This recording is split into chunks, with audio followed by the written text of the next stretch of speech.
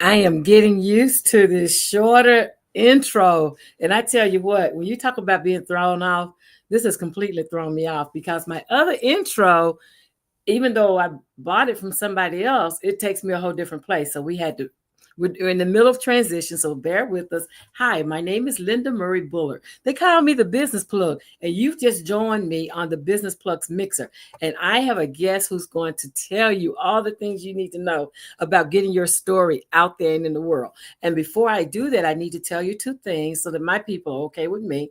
The first one is if you're looking to get into contracting, then there's a link here in wherever you're watching this. There's a link that you can join me and we can talk about what your needs are and help you to get in government contracting. That's what we're doing. The second thing I want to talk to you about is next Saturday at 12 o'clock noon, I will be helping business owners who want to get past procrastination. Like, did you know that fear and procrastination has sunk more dreams than anything else? And so I want to help you move past procrastination by giving you tools in your toolbox so that you can move to your best life by creating it, getting past whatever's got you stuck and moving and doing those things, those visions, those dreams you have in your heart. And so with those two things said and done, I'd like to introduce you all to my guest. Hey, Lisa, how are you?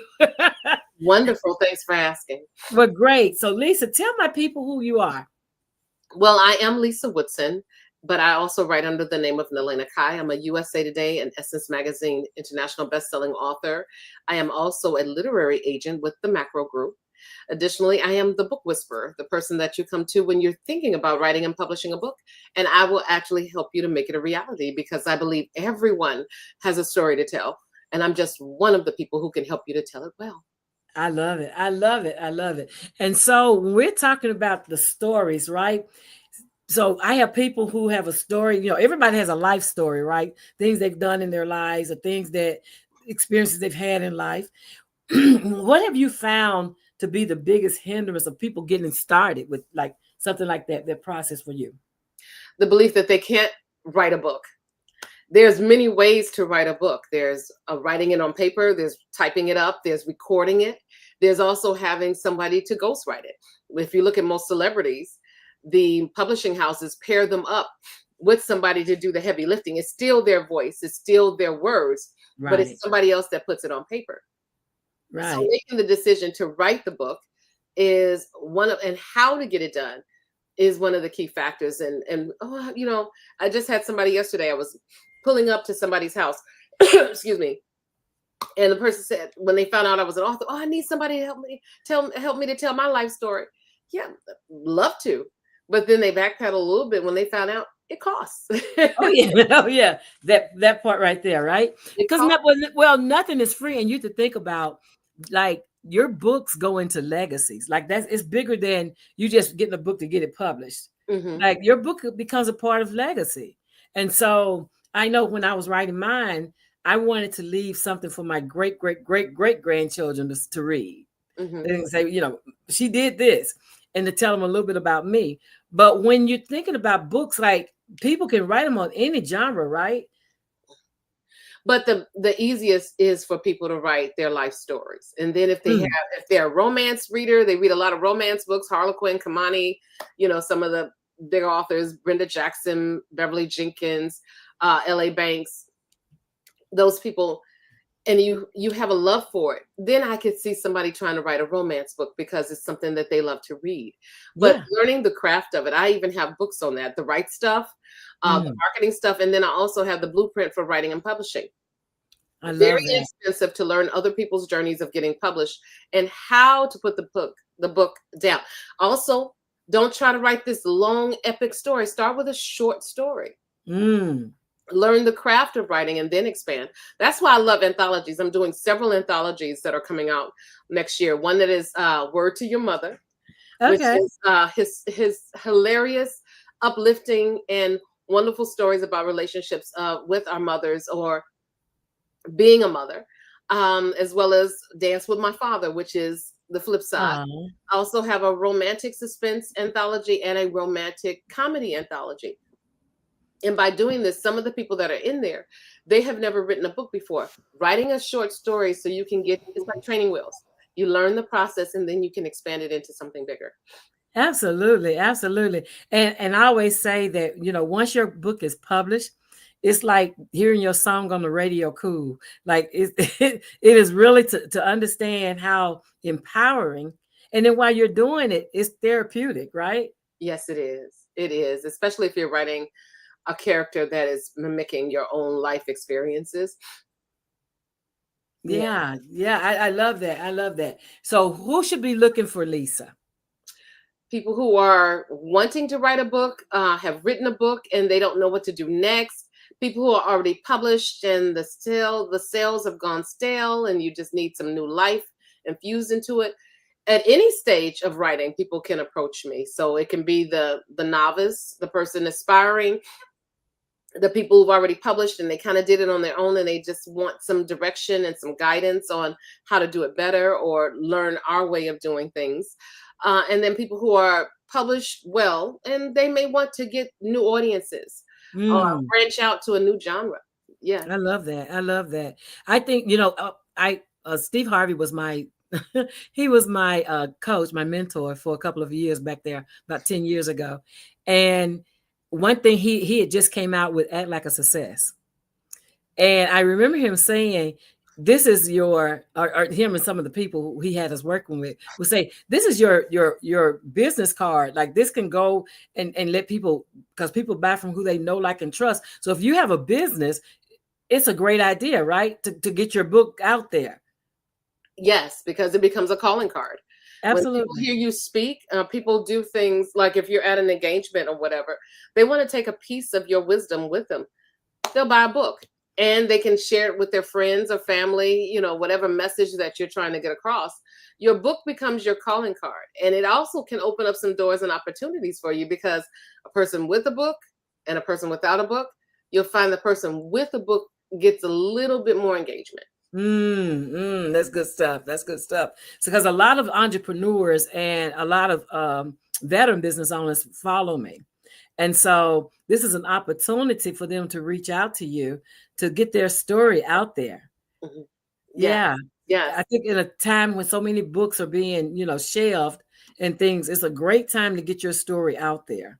Yes, indeed. It is.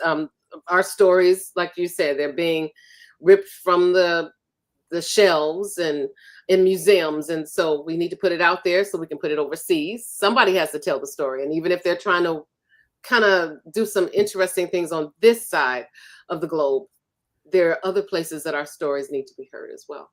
I love that. I love that. Thinking global about it. Mm-hmm. Yes, because I remember when I first put my book out, I did a birthday giveaway, right? And 750 something people downloaded it. And then most of them were in Mexico, in Carmen, Playa del Carmen. And I thought, I don't know if I'll ever get there, but I know 55% of my population downloaded that book. Nice. Yes. And I always like seeing the maps of where everything is downloaded, like Australia, UK, India, seeing that other people are just as interested because everyone has similar experiences. When I did a book called Loving Me for Me, and the main character, she was main female character, she was Black, and the main male character was East Indian. So I chose to show some of the parallels of some of the experiences in the culture and the differences as well. And it was I love that book. That's one of my favorites. Yeah, I like it. I like it. I like it. So leading that way. So tell us about some of the books that you've really enjoyed helping people put on the shelves. Recently, I just had a guy, his name is Dr. Ricardo Williams. He's writing about Black male mental health. Oh, that's the topic. It is. And his book, From Trauma to Triumph. Amazing. I like that he was very business oriented. He was very focused. He was very on time, kind of restored my faith in men because sometimes they come and they're just playing the game or whatever. And no, he was on it. And I loved working with him because that's not a book that I would write, but I know it's very needed. Absolutely. And he not only had the book, he had the workbook, he had the journal, and he's doing something with the teens. I love that. So that's the most recent, but I've had so many different clients that have a message. And some of it comes out in nonfiction, but I love fiction. I love romantic suspense. I love Absolutely. romantic comedy, not just Yeah. the regular romance from Harlequin. You know, I've read so Right. many of them, but Yeah. Yeah. Yeah. give me romance with a little edge. I also like contemporary fiction that, you know, it tells a good story. Women's fiction solves a problem. You know, we explore things and how people react to it. So, but the most recent book, the healing book, Healing from the Heart, I did an Mm. anthology where Mary Monroe, New York Times bestselling author Mary Monroe, she did the forward, and national bestselling author Pat George A. Walker did the intro. And there are 10 stories from different women from all over the US that Uh-huh. are telling their stories, just a snippet. It's about 3,000 words or so, about their life experience and what they did to heal from some of the things. Some of it is Mm. generational trauma. Some of it is the eldest daughter syndrome. Some of it is Mm. other kinds of abuse, but it's balanced in that Yeah. it tells of what went on, but also the steps of what took place to help them in the healing process. So we're sharing that story. It releases actually on September 23rd. Oh, Healing from great. the Heart. Beautiful, beautiful retellings. So it's 12 powerful stories if you think about it. It's 10 stories, but the four in Right. the intro Right. are Yeah. powerful too. So Yeah. Oh, that's great. That's wonderful. You'll have to keep me posted on that so I can share that information. But I yeah, so when you think about, because a lot of times people ask me, well, what did you do to start? And for me, I did a brain dump, right? I made up my mind. My brother, my story about losing my mother at 9 and then having my son at 14. But then all the things that happened at the, keeping things moving and things. But I just did a brain dump. A lot of people find a problem with doing that brain dump. Let me ask you, is it better for them to do it on the computer or better for them to write it out, or how should they get it? How should they get started? Whatever is more comfortable for them. You know, I like to write by hand, but somebody in the younger generation, you know, they don't need, some of them don't even write cursive. Remember, they took cursive out of school. So, Yeah, right. you know, that's my creative process, is hand to paper. Some people is, you know, on the computer, and some people can't sit at the computer for long periods of time. So recording it is a thing, and Ah, letting the ah, software type it up for them. yeah. Whatever way they feel comfortable, because however they get it on the page, because it doesn't come to life until it's on the page. So however That's they it. get it there, that is up to them. I'll do either one, but mostly I take a tablet, yellow tablet, blue ink, wherever I am. I'm not stuck at a desk or whatever. I can write on. I just came from the cruise, and I wrote on the cruise ship. I wrote in the airport. I didn't have to have any setup to do things. Right. Yeah. Oh, that's good. That's good stuff. That's good stuff. I love that. I love that. Because that's the thing, is most people, when they say, I have a book, oh, I want to write a book. Oh, I have a book. Oh, I've been wanting to, and my whole thing was, well, if people are telling you, you need to write a book, you need to write a book, you need to write. If you've heard that multiple times, you really should write that book. Yeah. Because there's something in your story. How many stories on the same subject? Let's look at Oh, it. Okay, let's take the Bible, for instance. How yeah. many different versions of the Bible is? Now, I'm a King James Version girl myself, woman myself. But there are people who don't want the these and the thous and thou. Right. So they need the New English or whatever The translation. English Standard Version. That's me. Same That's thing. me. That's what I had in college. I went to a Bible college and for my undergrad, and that's what they taught me. And it opened my eyes to a whole different genre of interpretation. So yeah, I'm that English Standard or the NIV. Like a lot of people like NIV because it's more, for them. So yeah, but just learning that thing about your version of your truth or your version of your story can be whatever you would need it to be for you. Right. So as I was saying, that it can be a particular subject matter that is Mm-hmm. written about by different people, but Mm-hmm. your version of how you write it may resonate with certain people. Right. Um, my version may resonate. It can be the same subject matter, but it resonates differently depending on who's on the opposite end of taking it in.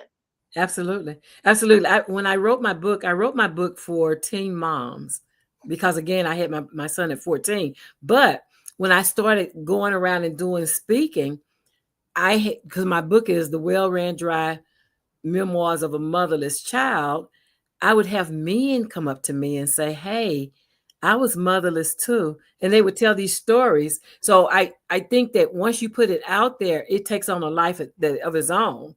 Like whoever needs to hear it will interpret it a different way than your intention. So I'm not locked in, well, it has to be this or it has to be that. I still want to encourage teen moms, but I love that mothers grabbed it and had that conversation with their daughters that I didn't get to have with my mom. And I love that people are using it to help heal wounds and allow them to write their stories. That's true. Yeah. And that's why it's so important that people do it. That's why because it will ignite that same fire in somebody else. Exactly. Exactly.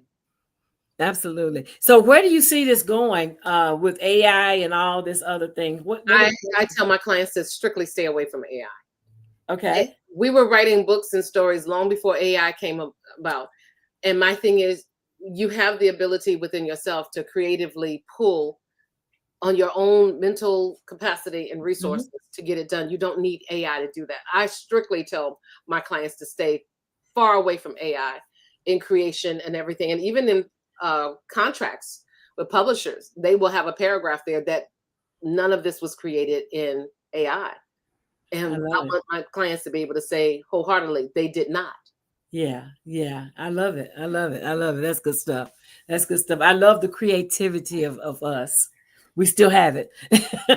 Indeed, indeed. So somebody watching this interview, what would you like them to take from it? That they can, if they have a story to tell, there's ways to get it done.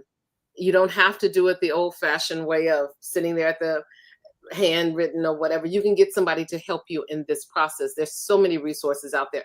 I am a resource. I also have books on it. If you can't get to me, I've written books on it. So my thing is, there's a way to get your story out there if you really want it there. And sometimes there are books that they just need to be written, but they don't necessarily need to be published. If you're doing it strictly to heal, you write it, put it to the side, don't do anything with it, you just get it done. Yeah, that's exactly what I did. Mine started off as an essay, and it lay dormant for 7 years. And then I lost my corporate job and decided to see if it was book worthy. And then it became a book. But it started off as a personal essay. Oh. Yeah. Nice. Yeah, I was purging some things. Excuse me. I just felt the need to purge so that I could move forward. But yeah, but so what is the process? What is working with you? Somebody contacts you wherever they're watching this, they have links to get to you. What can they expect in the process? Well, we do a Zoom. We need to see if we're a good fit for me to be your book duola, as they say it, or the book midwife, so to speak. Because sometimes energies, being what it is, you may not be a good fit. I only want people to contact me if they're serious about this thing. Don't waste my time. Don't waste yours. If you're really ready, you've been sitting on it and you want to get it done, that's the people who I like to see, because then it doesn't take years. There have been people who come to me, oh, I've been writing this for 12 years. Excuse me? And then okay, so when do we want this book in hand? Oh, okay, so by my birthday. When's your birthday? Okay, January. Okay, good. So now we work our ways backwards and we get a timeline for how everything is done, from the writing, the editing, interior design, all of the process from the writing of it. But first and foremost, they have to have an end date. That's the key thing that I know. Some people come to me, they don't have an end date. If there's no sense of urgency, it won't get done. Yeah. Yeah. I start all projects beginning with the end in mind, right? And then backdating from there. But yeah, absolutely. I'm on everything I do. Stephen Covey was one of his 7 habits for highly effective people. That's one of my favorite habits, is starting with the end in mind and then working your way back from there. I love that. But yeah, so they go through this, they meet with you, they go online, and then they have an end date. What else do they need to have? Well, we put together the game plan. That's the thing. What do they want to do? What do they want to write? And then how do they need to write it? Once they get that together, then we move forward. Because sometimes people see everything that's involved and say, yeah, maybe not. You understand what I'm saying? And it kind of weeds them out. But That's why they have to put skin in the game. To do a consultation with me, there is a cost involved. There's skin in the game for you to know, okay, this is exactly what I need to do. Or there's been a couple of times there have been people like, yeah, I don't think I'm ready for this. And then some people in the writing process decide that they don't want to tell the story because the people are still alive and they don't want to hurt people or whatever. And they have to backtrack or wait till some people die off to tell their truth.